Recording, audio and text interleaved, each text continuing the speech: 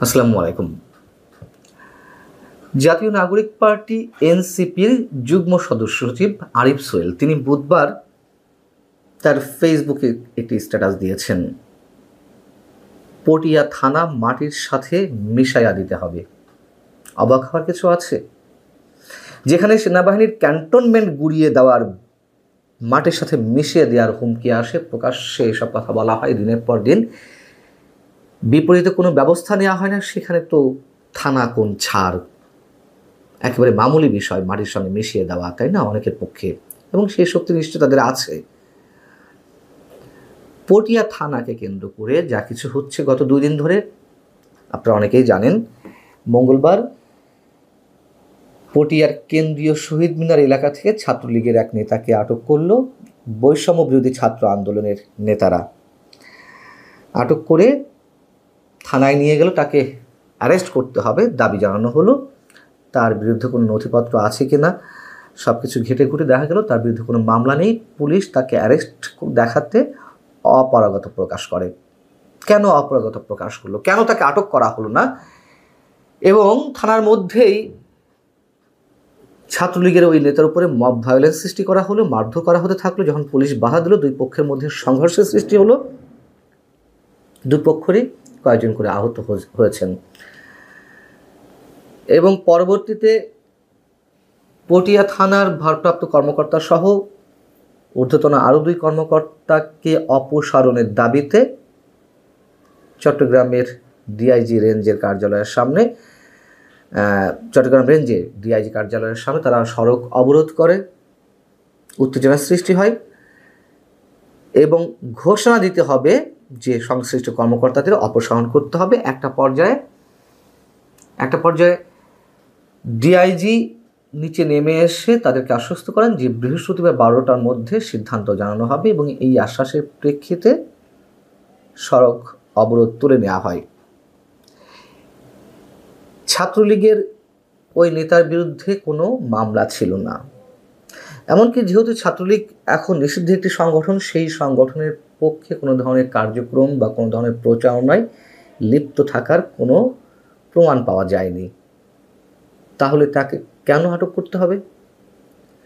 দেশে আওয়ামী লীগের যে কোটি কোটি সমর্থক ভোটার নেতাকর্মী আছে, তার মানে কি এই তাদের যাকেই পাওয়া যাবে তাদেরকে আটক করতে হবে, পুলিশকে অ্যারেস্ট করতে হবে, জেলে পড়তে হবে, অথবা দেশ ছাড়তে হবে, নতুবা মবের শিকার হতে হবে, গণপিটুনিতে মেরে ফেলতে হবে? এই প্রশ্নগুলোর উত্তর কে দিবে? এর আগে খুলনাতে আমরা দেখলাম, খুলনা মেট্রোপলিটন পুলিশের সদর দপ্তরে তালা লাগিয়ে দেওয়া হলো। একটা পর্যায়ে এর 1 দিন বা 2 দিন পরে যখন খুলনা গেলেন প্রধান উপদেষ্টা প্রেস সচিব মিস্টার শফিকুল আলম, তাকে অবরুদ্ধ করে রাখা হলো। কেএমপি কমিশনারকে অপসারণ করতে হবে, এই ঘোষণা দিতে হবে। 4 থেকে 5 ঘন্টা অবরুদ্ধ করে রাখা হলো। যদিও প্রেস সচিব বলেছেন যে না, তাকে অবরুদ্ধ করে রাখা হয়নি, তার কাছে দাবি জানাতে গিয়েছিল বৈষম্য বিরোধী ছাত্র আন্দোলনের নেতারা। দাবি জানাতে গেলে 4-5 ঘন্টা কেন আটকা থাকতে হবে? কেন সেনা সদস্য সহ যৌথ বাহিনীর সদস্যদেরকে সেখানে যেতে হবে তাকে উদ্ধার করতে? তিনি অবরুদ্ধ হয়েছিলেন কারণ এইগুলো নাকি মব নয়, এগুলো প্রেশার গ্রুপ। উৎসাহ উদ্দীপনা যেখান থেকে যতটুকু যা পাওয়ার সেটুকু তারা পাচ্ছে, কোনো কমতি নেই।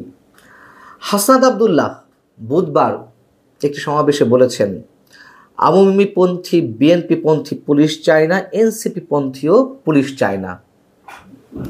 কথা বলতে হয়, তাই বলছে এনসিপিপন্থী পুলিশ চায় না। অবশ্যই তারা এনসিপিপন্থী পুলিশ চায়, পুরো বাংলাদেশটাকে তাদেরকে ইজারা দেওয়া হোক, সেই দাবিটি তারা জানাতে বাকি আছে।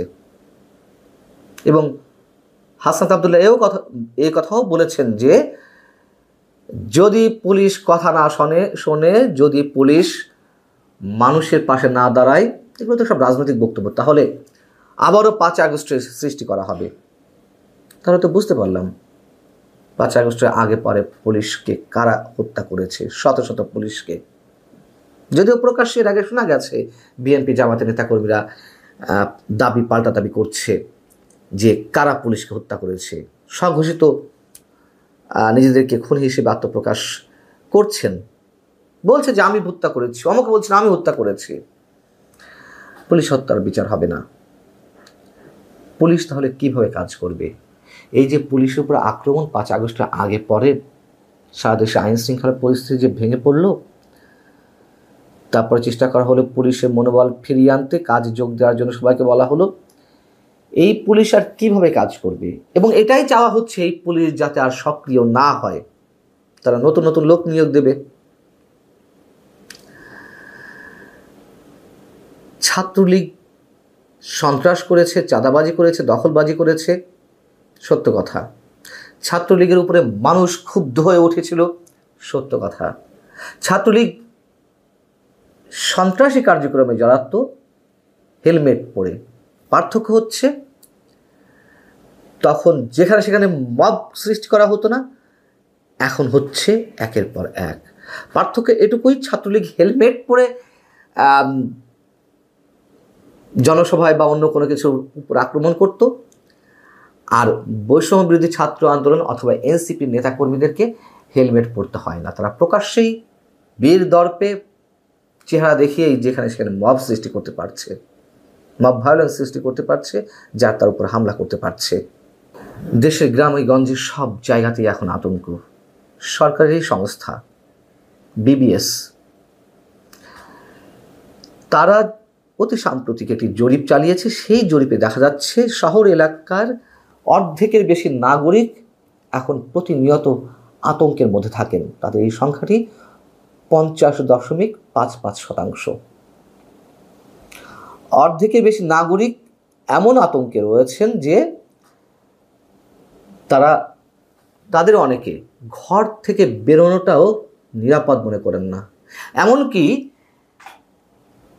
8% মানুষ তারা নিজের ঘরে থাকতেও, সন্ধ্যার পরে নিজেদের ঘরে থাকতেও অনিরাপদ বোধ করেন এবং বাড়িঘর ভাঙচুর, চুরি, ডাকাতি এসবের ভয়ে থাকেন একটা ব্যাপক অংশের মানুষ। খোদ সরকারি সংস্থা তারা এই জরিপে বলছে। বুধবার চট্টগ্রামে বৈষম্যবিরোধী ছাত্র আন্দোলন এবং এনসিপির নেতাকর্মীরা যে সড়ক অবরোধ ঘন্টার পর ঘন্টা করে রাখলো, জনভোগান্তির সৃষ্টি করলো, তাদেরকে বোঝাতে গিয়ে অবরোধ তুলে নেওয়ার জন্য সেনা সদস্যদের যে অনুরোধ ছিল, সেখানে সেনা কর্মকর্তাদের বলতে শোনা গেছে, মাইকিং করতে শোনা গেছে, আপনারা যা শুরু করেছেন তাতে মানুষের সমর্থন হারাবেন। সমর্থন তো এই মুহূর্তে একেবারে তলানিতে গিয়ে পৌঁছেছে। কেউ প্রকাশ্যে হয়তো তেমনভাবে প্রতিবাদ করতে পারছে না, মানবাধিকার কর্মীরাও একেবারে চুপসে গেছেন, কথিত সুশীল সমাজকে দেখা যাচ্ছে না। অতএব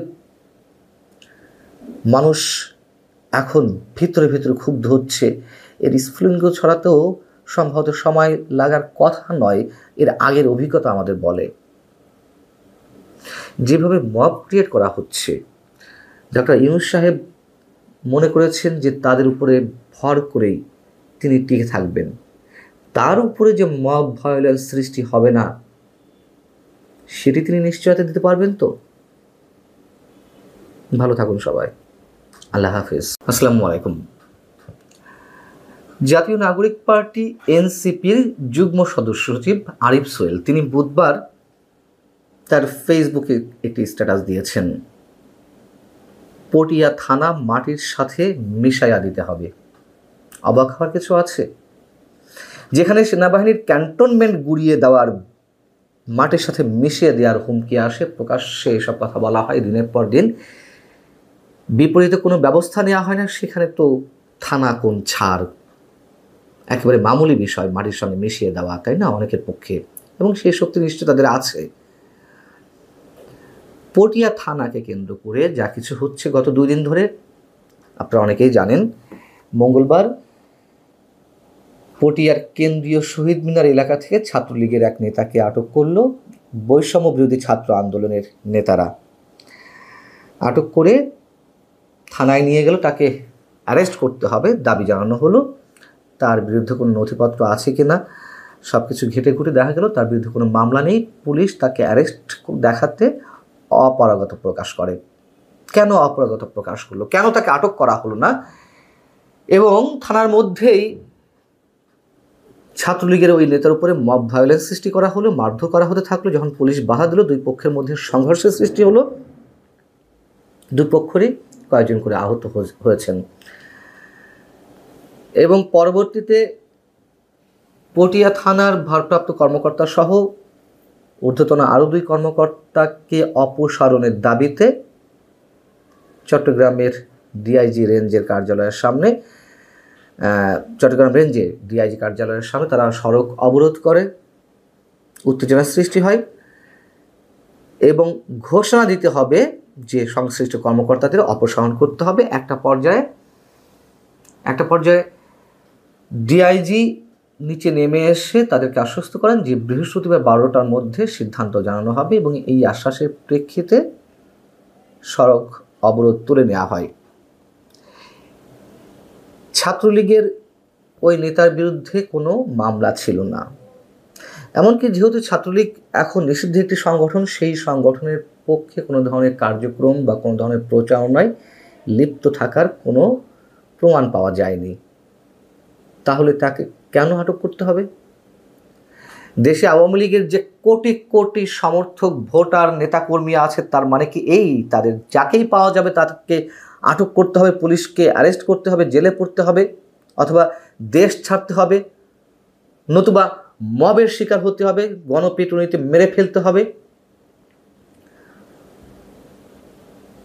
এই প্রশ্নগুলোর উত্তর কে দিবে? এর আগে খুলনাতে আমরা দেখলাম খুলনা মেট্রোপলিটন পুলিশের সদর দপ্তরে তালা লাগিয়ে দেওয়া হলো। একটা পর্যায়ে এর 1 দিন বা 2 দিন পরে যখন খুলনা গেলেন প্রধান উপদেষ্টার প্রেস সচিব মিস্টার শফিকুল আলম, তাকে অবরুদ্ধ করে রাখা হলো। কেএমপি কমিশনারকে অপসারণ করতে হবে, এই ঘোষণা দিতে হবে। 4 থেকে 5 ঘন্টা অবরুদ্ধ করে রাখা হলো। যদিও প্রেস সচিব বলেছেন যে না, তাকে অবরুদ্ধ করে রাখা হয়নি, তার কাছে দাবি জানাতে গিয়েছিল বৈষম্য বিরোধী ছাত্র আন্দোলনের নেতারা। দাবি জানাতে গেলে 4-5 ঘন্টা কেন আটকা থাকতে হবে? কেন সেনা সদস্য সহ যৌথ বাহিনীর সদস্যদেরকে সেখানে যেতে হবে তাকে উদ্ধার করতে? তিনি অবরুদ্ধ হয়েছিলেন কারণ এইগুলো নাকি মব নয়, এগুলো প্রেশার গ্রুপ। উৎসাহ, উদ্দীপনা, যেখান থেকে যতটুকু যা পাওয়ার সেটুকু তারা পাচ্ছে, কোনো কমতি নেই। হাসনাত আবদুল্লাহ বুধবার একটি সমাবেশে বলেছেন, আওয়ামীপন্থী, বিএনপিপন্থী পুলিশ চায় না, এনসিপিপন্থীও পুলিশ চায় না। কথা বলতে হয়, তাই বলছে এনসিপিপন্থী পুলিশ চায় না। অবশ্যই তারা এনসিপিপন্থী পুলিশ চায়, পুরো বাংলাদেশটাকে তাদেরকে ইজারা দেওয়া হোক, সেই দাবিটি তারা জানাতে বাকি আছে। এবং হাসনাত আবদুল্লাহ এই কথাও বলেছেন যে যদি পুলিশ কথা না শোনে, যদি পুলিশ মানুষের পাশে না দাঁড়ায়, এগুলো তো সব রাজনৈতিক বক্তব্য, তাহলে আবারও 5 আগস্টের সৃষ্টি করা হবে। তাহলে তো বুঝতে পারলাম 5 আগস্টের আগে পরে পুলিশকে কারা হত্যা করেছে, শত শত পুলিশকে। যদিও প্রকাশ্যে এর আগে শোনা গেছে বিএনপি জামাতের নেতাকর্মীরা পাল্টা দাবি করছে যে কারা পুলিশকে হত্যা করেছে, স্বঘোষিত নিজেদেরকে খুনি হিসেবে আত্মপ্রকাশ করছেন, বলছে যে আমি হত্যা করেছি, আমাকে বলছেন আমি হত্যা করেছি। পুলিশ হত্যার বিচার হবে না। পুলিশ তাহলে কিভাবে কাজ করবে? এই যে পুলিশের উপর আক্রমণ 5 আগস্টের আগে পরে সারা দেশে আইন শৃঙ্খলা পরিস্থিতি যে ভেঙে পড়লো, তারপরে চেষ্টা করা হলো পুলিশের মনোবল ফিরিয়ে আনতে, কাজে যোগ দেওয়ার জন্য সবাইকে বলা হলো। এই পুলিশ আর কিভাবে কাজ করবে? এবং এটাই চাওয়া হচ্ছে এই পুলিশ যাতে আর সক্রিয় না হয়, তারা নতুন নতুন লোক নিয়োগ দেবে। ছাত্রলীগ সন্ত্রাস করেছে, চাঁদাবাজি করেছে, দখলবাজি করেছে, সত্য কথা। ছাত্রলীগের উপরে মানুষ ক্ষুব্ধ হয়ে উঠেছিল, সত্য কথা। ছাত্রলীগ সন্ত্রাসী কার্যক্রমে জড়াতো হেলমেট পরে। পার্থক্য হচ্ছে তখন যেখানে সেখানে মব সৃষ্টি করা হতো না, এখন হচ্ছে একের পর এক। পার্থক্য এটুকুই, ছাত্রলীগ হেলমেট পরে জনসভায় বা অন্য কোনো কিছুর উপর আক্রমণ করত। আর বৈষম্য বিরোধী ছাত্র আন্দোলন অথবা এনসিপির নেতাকর্মীদেরকে হেলমেট পরতে হয় না, তারা প্রকাশ্যেই বীর দর্পে চেহারা দেখিয়েই যেখানে সেখানে মব সৃষ্টি করতে পারছে, মব ভায়োলেন্স সৃষ্টি করতে পারছে, যার তার উপর হামলা করতে পারছে। দেশের গ্রামে গঞ্জে সব জায়গাতেই এখন আতঙ্ক। সরকারি সংস্থা বিবিএস তারা অতি সাম্প্রতিক একটি জরিপ চালিয়েছে। সেই জরিপে দেখা যাচ্ছে শহর এলাকার অর্ধেকের বেশি নাগরিক এখন প্রতিনিয়ত আতঙ্কের মধ্যে থাকেন। তাদের এই সংখ্যাটি 50.55%। অর্ধেকের বেশি নাগরিক এমন আতঙ্কে রয়েছেন যে তাদের অনেকে ঘর থেকে বেরোনোটাও নিরাপদ মনে করেন না। এমনকি 8% মানুষ তারা নিজের ঘরে থাকতেও, সন্ধ্যার পরে নিজেদের ঘরে থাকতেও অনিরাপদ বোধ করেন এবং বাড়িঘর ভাঙচুর, চুরি, ডাকাতি এসবের ভয়ে থাকেন একটা ব্যাপক অংশের মানুষ। খোদ সরকারি সংস্থা তারা এই জরিপে বলছে। বুধবার চট্টগ্রামে বৈষম্যবিরোধী ছাত্র আন্দোলন এবং এনসিপির নেতাকর্মীরা যে সড়ক অবরোধ ঘন্টার পর ঘন্টা করে রাখলো, জনভোগান্তি সৃষ্টি করলো, তাদেরকে বোঝাতে গিয়ে অবরোধ তুলে নেওয়ার জন্য সেনা সদস্যদের যে অনুরোধ ছিল, সেখানে সেনা কর্মকর্তাদের বলতে শোনা গেছে, মাইকিং করতে শোনা গেছে, আপনারা যা শুরু করেছেন তাতে মানুষের সমর্থন হারাবেন। সমর্থন তো এই মুহূর্তে একেবারে তলানিতে গিয়ে পৌঁছেছে। কেউ প্রকাশ্যে হয়তো তেমনভাবে প্রতিবাদ করতে পারছে না, মানবাধিকার কর্মীরাও একেবারে চুপসে গেছেন, কথিত সুশীল সমাজকে দেখা যাচ্ছে না। অতএব মানুষ এখন ভিতরে ভিতরে ক্ষুব্ধ হচ্ছে। এর স্ফুলিঙ্গ ছড়াতেও সম্ভবত সময় লাগার কথা নয়, এর আগের অভিজ্ঞতা আমাদের বলে। যেভাবে মব ক্রিয়েট করা হচ্ছে, ডক্টর ইউনূস সাহেব মনে করেছেন যে তাদের উপরে ভর করেই তিনি টিকে থাকবেন, তার উপরে যে মব ভায়োলেন্স সৃষ্টি হবে না সেটি তিনি নিশ্চয়তা দিতে পারবেন তো। ভালো থাকুন সবাই, আল্লাহ হাফেজ।